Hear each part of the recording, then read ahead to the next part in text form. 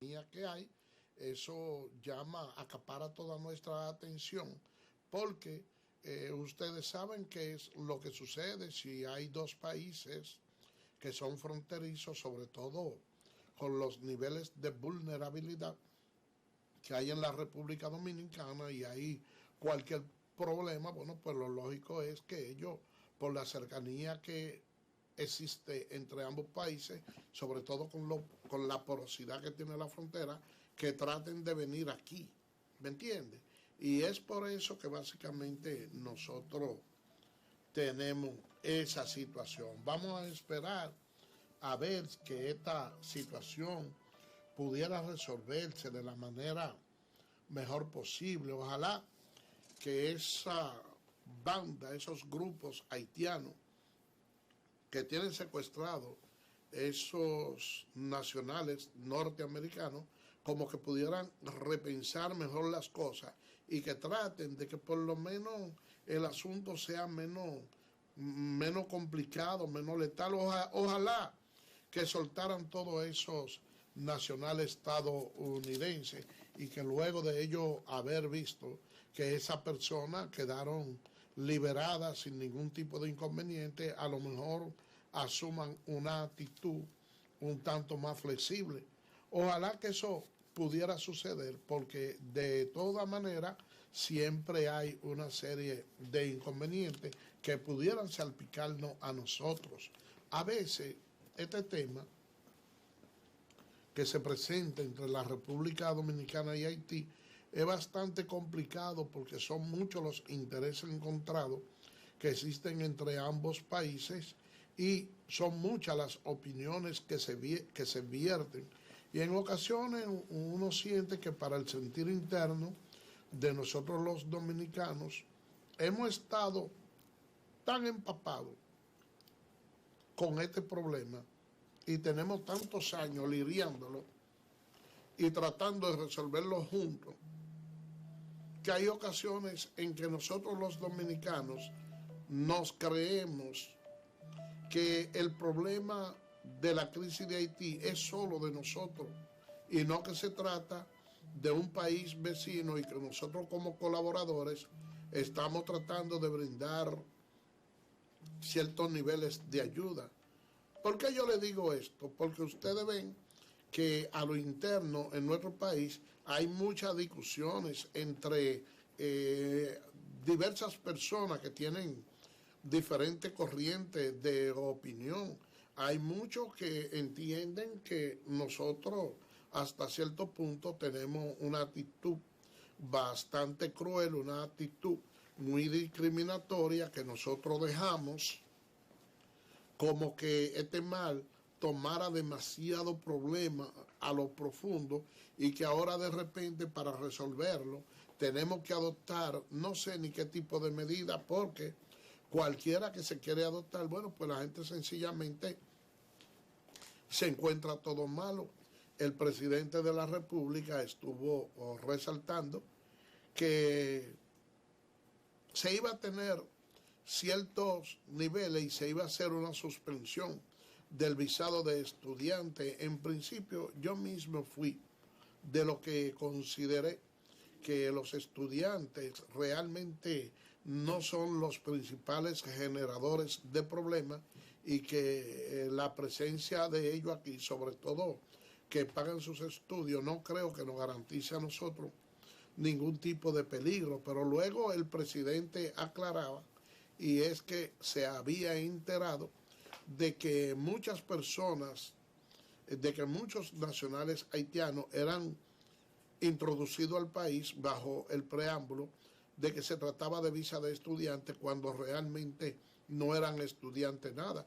Y eso lo pude corroborar ayer con un nacional haitiano que tenemos unos niveles de amistad bastante grandes, y establecimos un diálogo bastante franco y ameno. Él me decía que sí, que ellos saben que allá están conscientes de que muchas de esas personas que lo traen como estudiantes realmente no son estudiantes nada. Y dentro de ese mismo diálogo le preguntaba a él que qué él cree Si yo voy a visitar al vecino país de Haití, pero voy indocumentado, ¿qué puede suceder?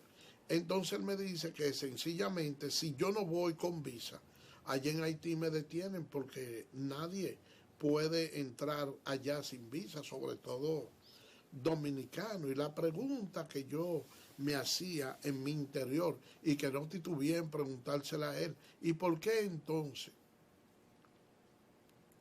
los, la mayoría de los nacionales haitianos que están en el país están indocumentados? Él me decía, lógicamente, que eso son cosas nuestras aquí, pero que ellos allá no permiten que nadie vaya sin visa. Y esa es una situación que yo entiendo que no es el vecino país de Haití el que tiene moral para detener a un dominicano porque esté indocumentado, sobre todo cuando aquí hay tanto de allá que están indocumentados.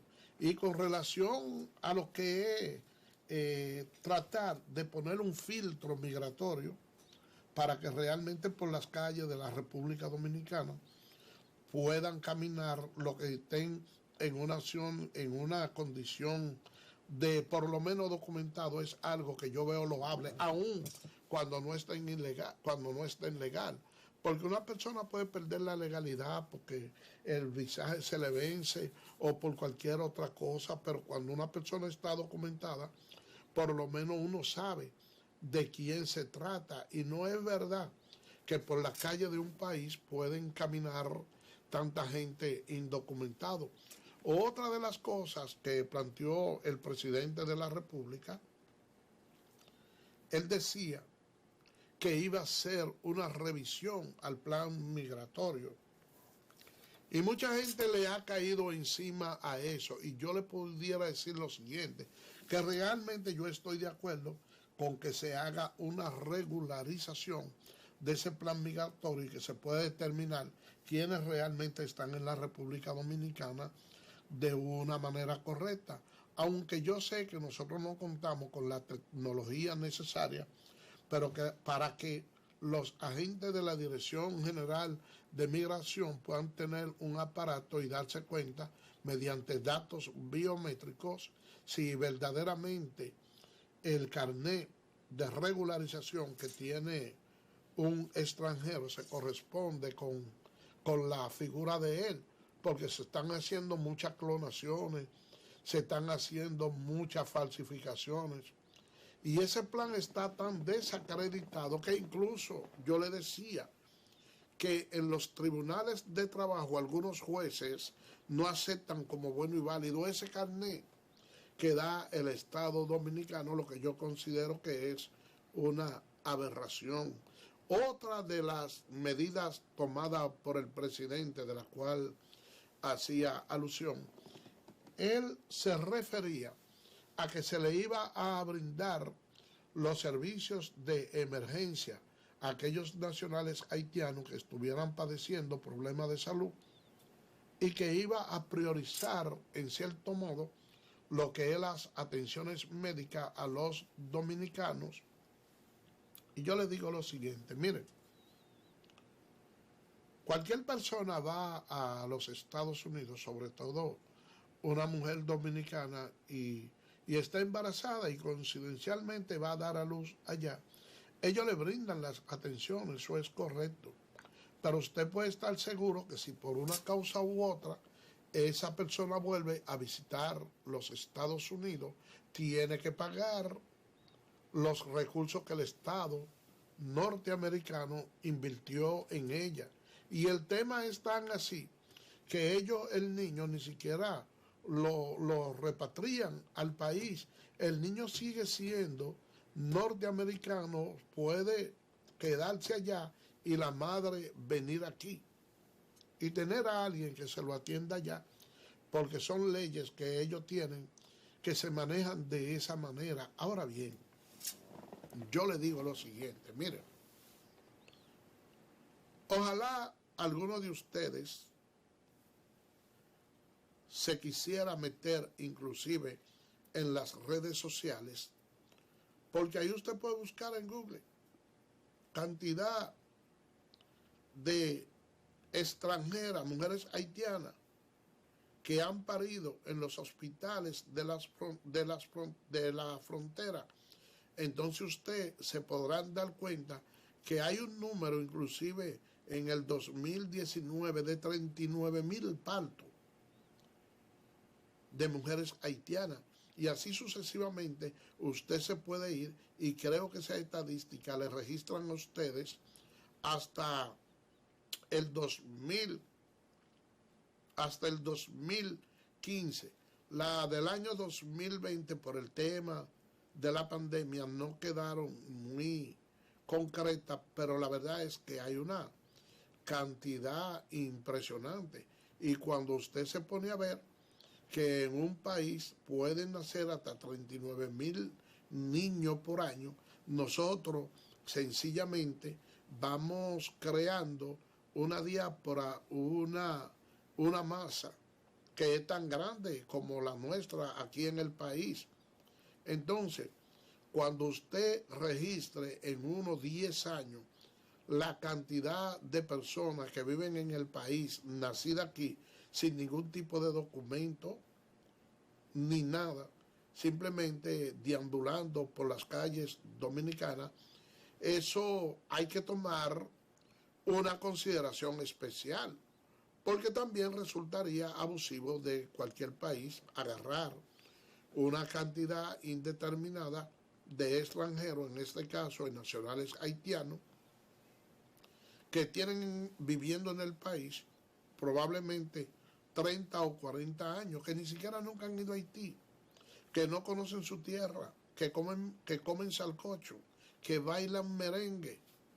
Entonces, usted coger y repatriarlo y enviarlo para allá, donde ellos no dominan el idioma ni conocen a nadie, nada más porque son de ascendencia haitiana, yo diría que es una actitud que no es correcta. Y la República Dominicana, al momento de adoptar cualquier tipo de medida, debe de hacerlo lo más apegado a la ley posible y lo mayor apegado a la sensatez.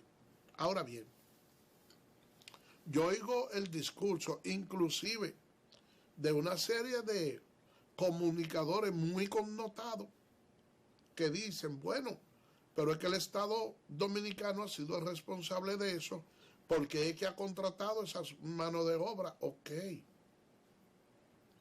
el Estado dominicano es el que ha cometido esos errores durante muchos años, pero la población dominicana también viene reclamando durante muchos años la corrección de ese problema. Entonces, si llega un presidente que quiere corregir el problema y lo quiere hacer utilizando los canales legales, entonces no lo critiquemos por eso. Vamos a darle todo el apoyo, vamos a darle toda la solidaridad. Miren, ahora mismo hay una situación que es bastante preocupante en el vecino país de Haití. ¿Cuál es la situación? Bueno, el secuestro de esos norteamericanos. Pero al momento en que usted quiere dirimir esos problemas, tampoco encuentra con quién hacerlo. Porque todas las autoridades haitianas, para no empezar a mencionar ninguna, todas son completamente ilegítimas. Y eso es algo que debe de preocuparnos. Imagínense ustedes que en procura de rescate de estos norteamericanos se produzca allí en Haití cualquier tipo de confrontación violenta y que muchos de esos nacionales haitianos tengan que salir corriendo para acá. ¿Ustedes creen que esa cadenita que hay en la frontera puede contener esa masa de hombres que además de eso tampoco tiene cómo alimentarse, porque es que hay bandas ahí que tienen un control tan grande del país, que no permiten que le lleguen alimentos? Y uno puede ver, hay algunos videos que yo tengo procedentes de allá, de Haití, pero no lo paso, porque son bastante sensacionalistas. Y cuando ustedes ven que esa misma población se reúne un grupo de gente y le hace un ron a cualquier ciudadano, que en medio de la desesperación, de la confusión y el hambre que reina en ese país, probablemente cometa cualquier acto indecoroso de ratería o lo que sea.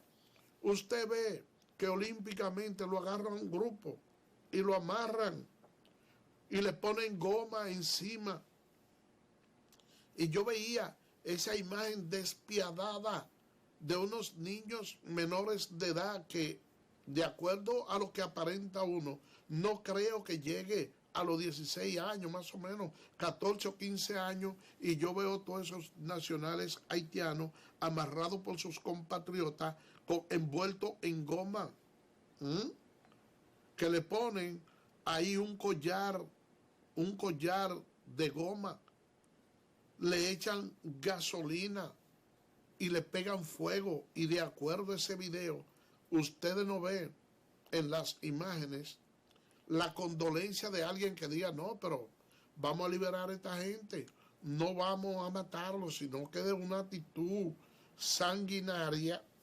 Señores, sencillamente le pegan fuego. Hay que tener un corazón bastante grande para usted ver que alguien que se está muriendo de hambre toma cualquier cosa, entonces usted quemarlo con una goma. Son situaciones extremadamente difíciles, pero ¿a quién usted se le queja? No hay ninguna autoridad. Y por eso, cuando el presidente hablaba de la suspensión de visa, él incluso tocó madera, porque las actuaciones o las medidas tomadas por él es porque tiene informaciones de muchas cosas, que está bien enterada, que la población dominicana, antes de recibir cualquier información, se adelanta y critica la medida, pero hay situaciones a veces que se dan en los estados, en los gobiernos, que no todos pueden decirlo. Miren, por ejemplo, ustedes saben que el presidente tenía en estos días una salida al exterior y no lo hizo. Prefirió quedarse aquí por la crisis que había en Haití. Oigan lo que yo le voy a decir a ustedes hoy. Yo tengo la ligera sospecha de que en este fin de semana se va a resolver el problema de esos extranjeros secuestrados. Ahora bien,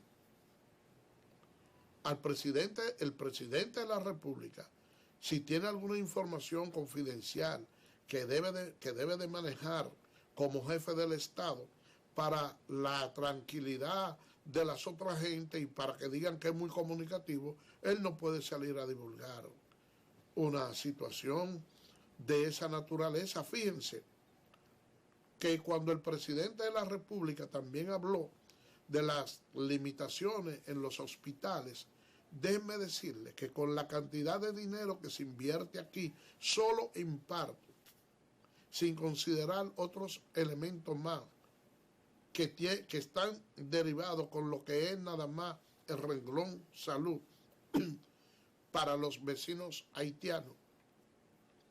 Ustedes se imaginan que parte de ese dinero el presidente se lo pueda ahorrar. Eso, sin lugar a dudas, sería un buen empuje para el Producto Interno Bruto del país, y eso ayudaría en cierto punto. Y cuando viene a ver, el presidente está contando con parte de esos recursos para impedir el impulso de esa reforma fiscal.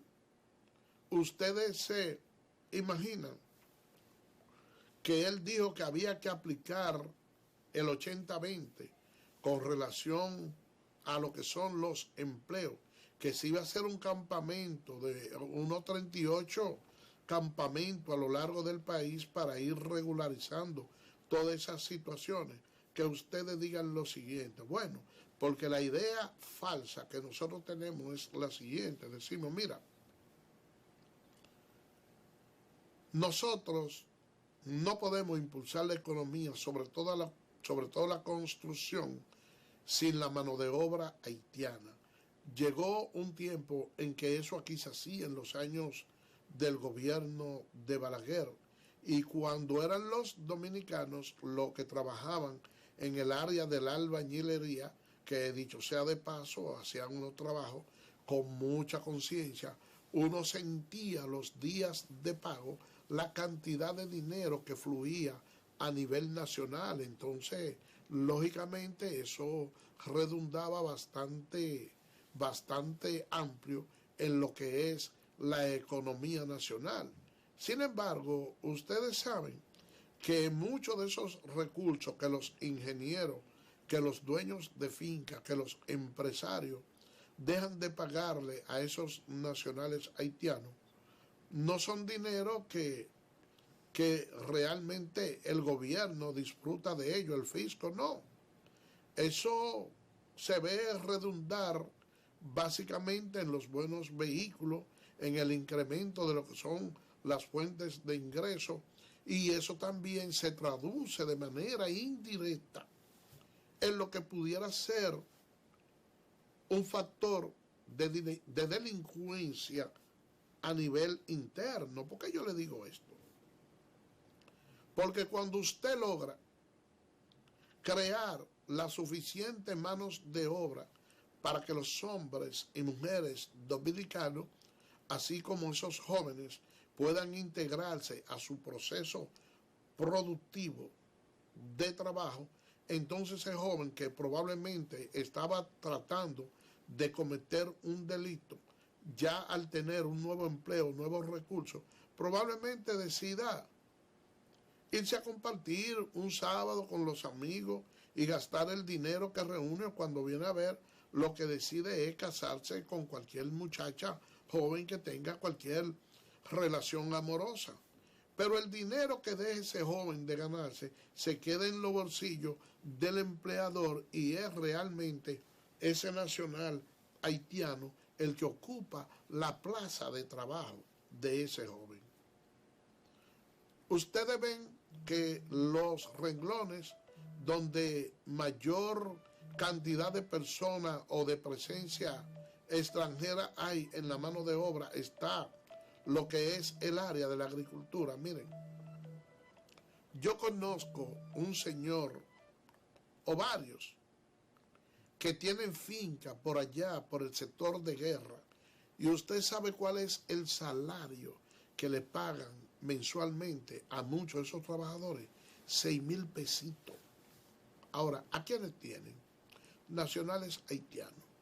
Porque no es verdad que ningún dominicano se va a fajar a trabajar en una finca por 6,000 pesos. ¿Y cómo más o menos pudiera desenvolverse un nacional haitiano con tan pocos recursos? Bueno, en base al conuquismo, en base a que cualquier producto de esa finca que él pueda buscar por la vía de la izquierda, cogérselo y venderlo, así tiene que hacerlo para poder sobrevivir.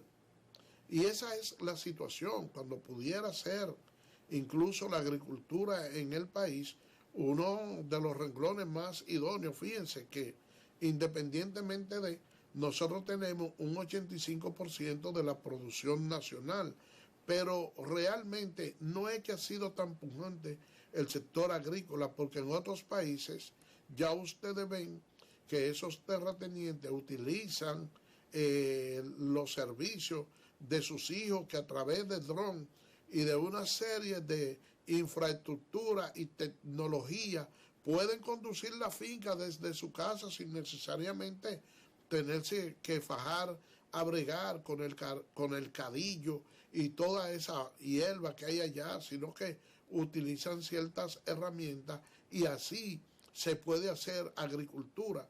Entonces, ¿qué es lo que va a suceder? Que cuando nosotros organicemos el país sin establecer ningún tipo de violencia, sin establecer ningún tipo de atropello, bueno, pues los organismos internacionales que siempre nos han alado las orejas porque Haití es uno de los países que tiene mejor manejo en la diplomacia, nos come los caramelos y siempre nosotros quedamos mal. Ahora, yo planteando una idea en este espacio, ¿qué ustedes creen si nosotros establecemos como medida de control que cualquier ciudadano extranjero que quiera vender alimento en la calle, comestible en la calle, como hay muchos que venden, jugo, refresco, agua, comida, galleta, maní, entre otras cosas, si entonces el Ministerio de Salud le pide que todo extranjero que quiera vender producto comestible en la calle debe de contar con un permiso de salud pública, y salud pública verificar que esa persona se encuentre en buen estado de salud, porque pudiera darse el caso de que una persona que tenga una enfermedad infectocontagiosa esté vendiendo y enferme a otro, de que los alimentos que esté vendiendo que también sean productos que no estén violando las normas sanitarias. Cuando eso suceda así, ustedes saben lo que va a suceder, que para otorgar un permiso sanitario, bueno, pues la persona tiene que tener documentos. De esa manera, nosotros sacamos parte de todos esos indocumentados de ahí, y ningún organismo internacional puede decir que la República Dominicana está reprimiendo porque esté pidiendo un control de salud y regulatorio para que una persona pueda vender comestible. De ahí, por esa parte, nosotros también sacamos una gran parte. Miren, ahí en la Kennedy, con Máximo Gómez, en el día de ayer, yo vi alrededor de unos 30 vendedores ambulantes. Y son muchas las cosas las que se dan ahí. Y eso es algo que debe ser bastante preocupante para nosotros. Así también lo hacemos con el 80-20 en los empleos y en otros lugares más, que en la medida que se vaya estimulando el empleo informal, entonces se irán yendo a buscar otro nicho. Nosotros como país pobre, un poco menos que Haití, pero pobre al fin también. En principio ustedes veían que había muchos dominicanos que cruzaban el mar, se iban en yola para Puerto Rico. ¿Qué sucede? Que en Puerto Rico y sobre todo en Nueva York, en una ocasión, ya había una capacidad de dominicanos bastante grande y no le estaban otorgando tanto visado. Pero se abrió un nuevo nicho, y es que Venezuela tenía una situación económica bastante esplendorosa y los dominicanos comenzaron a viajar para Venezuela y allá hacían su vida. ¿Qué sucedió? Bueno, que Venezuela también tuvo su crisis económica y quedan todavía dominicanos, pero poco. De igual manera, entonces, comenzaron a viajar para España. ¿Y qué sucede? Que en España también hubo crisis. Quedan, pero menos. Una parte para Curazao, la misma situación. Y quedan menos Holanda, porque el dominicano anda regado para el país entero. Ustedes vieron ahora que en Chile también, no solo en los nacionales haitianos, también había muchos dominicanos, y en el Brasil también. Nosotros lo que sencillamente debemos de ir endureciendo nuestras normas internas, siempre con apego al respeto, a la dignidad y a los derechos humanos, pero no dejar de aplicar nuestras leyes. Vamos a hacer un corte y regresamos en breve.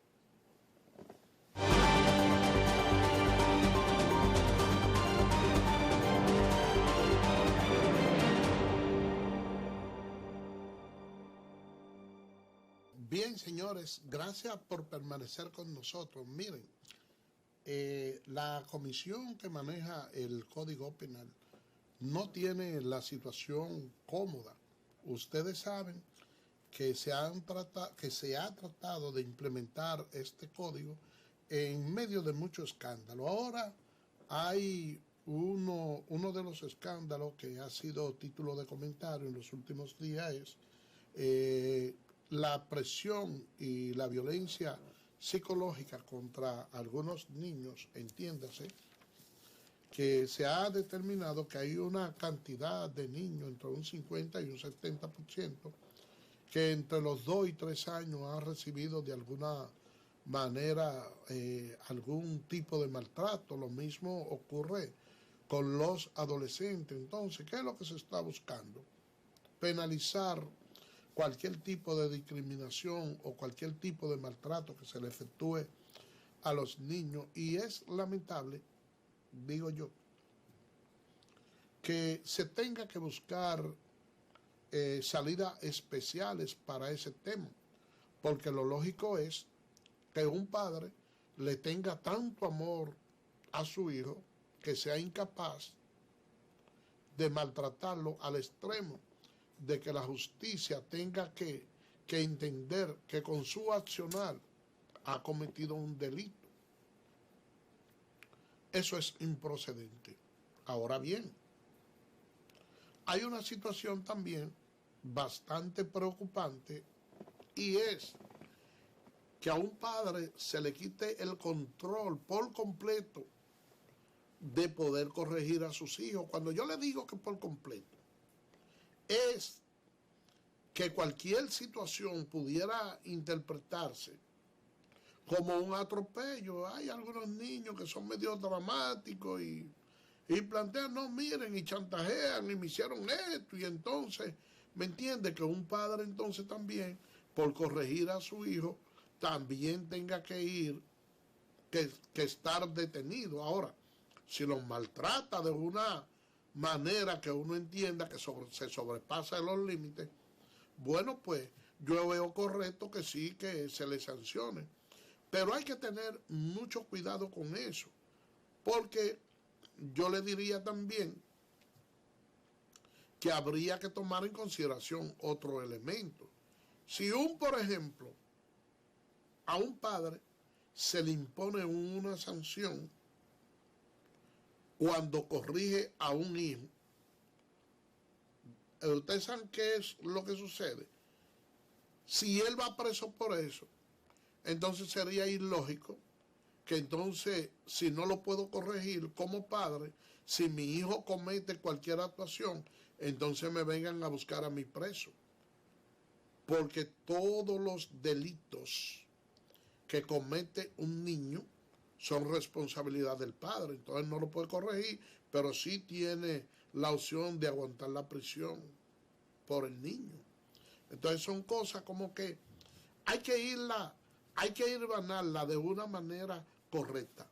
Para nada estoy de acuerdo con que esos atropellos verbales y físicos se actúe de esa manera en contra de los niños, pero tampoco estoy de acuerdo con un consentimiento total donde un padre no pueda dar la educación adecuada. Yo sé que esta postura ha encontrado mucha corriente, sobre todo en personas que tienen una edad bastante determinada, bastante alta, que se criaron en aquellos tiempos de la correa, de los palos, y creen que todavía podemos seguir sobre esos tiempos. Yo no estoy de acuerdo con eso, no. Hay que manejar las cosas con prudencia, pero tampoco con que se limite por completo a los padres de poder educar a sus hijos. Reitero esa parte. Miren, los otros días se hizo una pequeña encuesta. Hicieron algunos partidos para poder manejarse, porque siempre se hacen, aunque no se den a conocer. Y dentro del Partido de la Liberación Dominicana, la doctora Margarita Cedeño era de la que tenía uno de los mejores puntales. Y la verdad es que yo entiendo en ocasiones por qué se produce eso. Y es que realmente a esta altura de juego se ha tomado mucho en consideración algunos líderes políticos que ustedes ven que lo que más llaman la atención de la persona no son aquellos que en aquellos tiempos tenían un discurso incendiario, sino de aquellos que saben consensuar mejor. Observen en todos esos partidos, en todos los partidos, los políticos que se han caracterizado por ser muy férreos, por un lenguaje muy duro, por un lenguaje ofensivo, y ustedes verán que todos han ido bajando y que la población dominicana ha sentido mayor apreciación por aquellos que en cambio han sido un poquito más moderados, personas que en un momento determinado escuchan. Observen, eso fue uno de los, pudiéramos decir, de las prendas que engalanó a Luis Abinader. Y asimismo ha sido en la presidencia. ¿Cuántas medidas ha querido tomar Luis y luego le da para atrás porque calcula y escucha a la población dominicana? Porque es justamente eso lo que se está buscando ahora. Y yo llamo a la atención porque vi una declaración que dio Abel Martínez, que sin lugar a dudas para mí es uno de los, pudiera decir, de los políticos jóvenes que tiene una de las mayores reservas. Yo lamento que se esté conduciendo tan mal Abel Martínez. Con el tema de lo que fue el aborto, yo escuché que a él se le preguntó en una ocasión que cuál era su opinión y él no se la jugó. Dijo no, que explique el gobierno, porque cuando nosotros éramos gobierno, la oposición nos atacaba con eso. Y ahora ellos deben de tomar la decisión y están dando vuelta. Yo vi cómo también Abel Martínez dio unas declaraciones del presidente de la República con lo que es el tema haitiano, diciendo que había asumido una actitud que era similar a lo que cualquier comediante como Cantinflas, El Chavo, pudiera más o menos imaginarse y decirlo al aire, tratando de una manera burlona de notar al presidente de la República. Y yo le digo a Abel y le pido excusa porque ¿quién soy yo para darle cátedra a Abel de educación o de política? Pero hay veces que cuando a una persona le cae una paja en su ojo, no se la puede sacar él, y él que más cerca la tiene. Tiene que buscar otro que le diga, mira, revísame el ojo a ver si tú me puedes sacar una paja. Y eso sucede en la política, y yo le digo eso, porque Abel Martínez ha ganado 2 veces la elección en aquella ocasión como síndico y luego se religió otra vez en una plaza como Santiago que tiene una importancia capital. Cuando hay problemas de esta naturaleza como el que se está dando entre República Dominicana y Haití, a mí me gustaría ver que un dirigente político joven que ha sido una persona apreciada y que ha ganado 2 veces la sindicatura en Santiago, me hubiese gustado verlo, decirle al presidente de la República, mire, mi opinión para la solución de un conflicto de esta naturaleza, yo entiendo que se debe hacer así, de esta manera. Entonces uno dice, bueno, nosotros tenemos una persona que aspira a la presidencia de la República que puede ser un referente importante, porque mire este señor, en momentos de esta crisis, el aporte que hizo para la solución de este problema, porque planteó esto, y uno esa parte la va observando.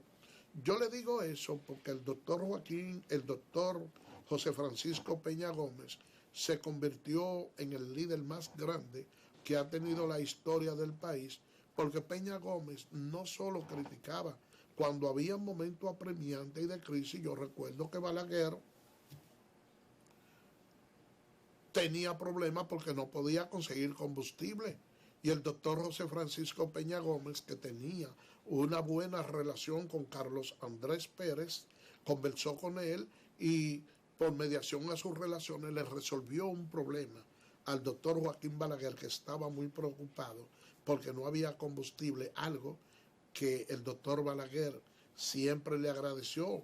De igual manera también había una crisis bastante grande después de haber pasado un ciclón donde había mucha basura en la calle y el doctor José Francisco Peña Gómez también llamó a la población dominicana en una jornada cívica de limpieza y él mismo salió y hasta la propia Fuerzas Armadas salió a la calle a recoger basura. Así que, Abel Martínez, tú que eres un líder joven, sobre todo de una región como la del Cibao, yo espero que en este tipo de problemas tú puedas dar una opinión hasta cierto punto más coherente y no actuar de esa manera, porque eso le hace mucho daño a tu futuro político. Y cuando yo resalto sobre todo de El Cibao, es por lo siguiente: en la política, al igual que en el deporte, hay posiciones y hay lugares que hasta cierto punto ayudan a los demás.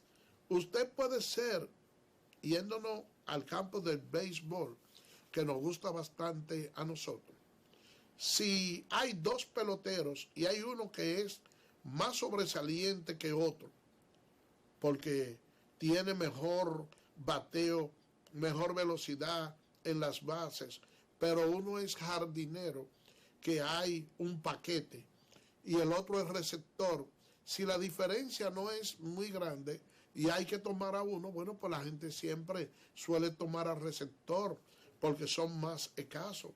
Si usted tiene dos políticos aquí, uno en la capital y otro allá en el Cibao, puede darse el caso de que ese político cibaeño a lo mejor no tenga una cantidad de seguidores tan grande, pero al ser el Cibao una de las plazas más grandes, bueno, pues lógicamente esa es la segunda plaza.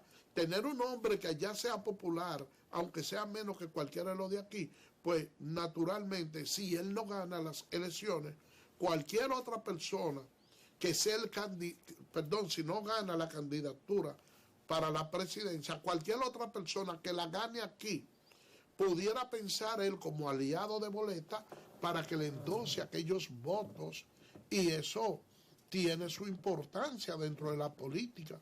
Ahora bien, si usted es una persona que se está dirigiendo de una manera desproporcionada, pues no lo van a buscar.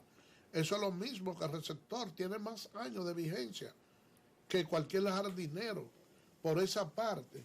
Así que yo espero, señor Abel, que usted se maneje mejor por la sencilla razón de que el país necesita personas como usted, porque son lo que mantienen el equilibrio de los gobiernos, ¿eh? Ok, así que, señores, déjenme decirles, miren, siguen los problemas con el tema del COVID y la gran cantidad de personas que, déjenme decirle algo importante, sobre todo en el día de hoy hubo una pequeña merma y ojalá que siga así, ya por la falta de estímulo del que se ha ido enfriando el tema de que el que no tenga la tarjeta no puede salir a la calle. Uno ha entendido que ha ido bajando un poquito más y por eso es que en algunos lugares no hay tanta gente vacunándose. En el día de ayer yo fui a ponerme la tercera en el Centro Olímpico Juan Pablo Duarte y le puedo decir que solo había una persona en el momento que yo llegué. Nos vacunamos ambos de una vez, que no hubo que perder tiempo, y más luego llegó una joven, también se vacunó, y eso permitió que durante yo estuviera ahí no volviera a ver a nadie más. Así que vamos a aprovechar esa vacunación. Ustedes saben lo que yo hice. Inmediatamente tomé esa tarjeta, la llevé a un centro copiado, que allá se la reducen, se la plastifican, y en vez de una yo hice dos y guardé la otra. Uno puede inclusive hasta mandarle a hacer una perforación y la puede utilizar con cualquier accesorio colgante, para usted no tener que estarse metiendo la mano al bolsillo y sacarla a cada rato. Señores, vámonos para el mundo de los deportes. En el día de hoy continúan los juegos en el béisbol de invierno. Habrá una jornada completa porque estarán jugando los tres equipos. En el día de hoy, en el Estadio Quisqueya, las Estrellas Orientales se enfrentan al conjunto de los Leones del Escogido. Ese juego se va a efectuar a las 7:15 de la noche, mientras que en el Estadio Cibao, el conjunto de los Tigres del Licey estarán visitando a las Águilas Cibaeñas. Ustedes saben, señores, lo que significa eso, un encuentro Licey y Águila ya en el Estadio Cibao. Eso es, por el tema de la pandemia, no le voy a decir que un encuentro a casa llena, pero la verdad es que esos juegos siempre son atractivos. El Licey tiene 4 juegos perdiendo en línea y yo espero que en el día de hoy pueda ganar. ¿Por qué? Porque aunque el conjunto de las Águilas sea más fuerte que otros conjuntos, el Licey como que se la sabe ingeniar para ganarle a las Águilas, pero que también, y las Águilas al Licey, porque son dos equipos que se deben de respetar uno al otro. Pero ¿qué sucede? Que cuando esos equipos juegan entre sí, como que la adrenalina sube. No es lo mismo cuando el Licey está jugando con otros equipos. En el otro encuentro es en el Francisco Micheli, donde los Gigantes estarán visitando al conjunto de los Toros. Miren, en el día de hoy, los equipos del Escogido y las Águilas Cibaeñas se refuerzan. Por su parte, las Águilas Cibaeñas tendrán a Zoilo Almonte y el cerrador Nestalí Félix, mientras que mañana lo hará el jardinero Melky Cabrera y el lanzador colombiano José Quintana, quien tiene ya experiencia de grandes ligas. Almonte regresa a las Águilas luego de ausentarse durante 2 temporadas, mientras que los Leones del Escogido anunciaron las contrataciones de los lanzadores importados derecho, Delvin Thompson, quien llega el lunes, y Penn Murphy, quien está disponible. Esos son los refuerzos que están anunciando esos dos conjuntos. Y en el día de mañana, Saúl El Canelo Álvarez estará enfrentándose a Planten. El Canelo Álvarez busca en esta ocasión obtener un 4º título en una misma división de las 118 libras. Esa es una acción poco vista, porque los diferentes organismos del boxeo lo que han determinado es, y casi siempre buscan, que los boxeadores se mantengan cada quien en sus divisiones. Incluso hay una guerra hasta de papeleta para lograr estimular a que se vayan a otros equipos. Si el Canelo logra obtener esa victoria, entonces se unirá a un selecto grupo donde apenas hay unos 4 boxeadores que tienen 4 títulos en una misma división, como lo tiene Alexander Usyk en el peso crucero. También lo tiene Terence Trenzel en el peso ligero, mientras que el señor Yu Youth Talent tiene también 4 títulos y Teófimo López le ganó a Vasilo Lomachenko. Esos son los 4 boxeadores que tienen 4 divisiones. Mañana Saúl El Canelo Álvarez busca realizar esa misma hazaña y sin lugar a dudas, señores, cuando se vaya a escribir la historia del boxeo de México, Saúl El Canelo Álvarez debe ser el primer pick. Ya hay mucho celo por otros boxeadores connotados que ellos tienen, pero la verdad es que el Canelo ha caído en una época donde realmente ha podido plantar muy buenos números. Señores, por el día de hoy hemos llegado al final. Será el lunes, Dios mediante, cuando estaremos con otra entrega más de su espacio Yo Te Escucho. Ahí le estaremos detallando todo lo acontecido durante todo el fin de semana y sobre todo les hablaremos de esa pelea de Saúl El Canelo Álvarez. Así que, bye bye.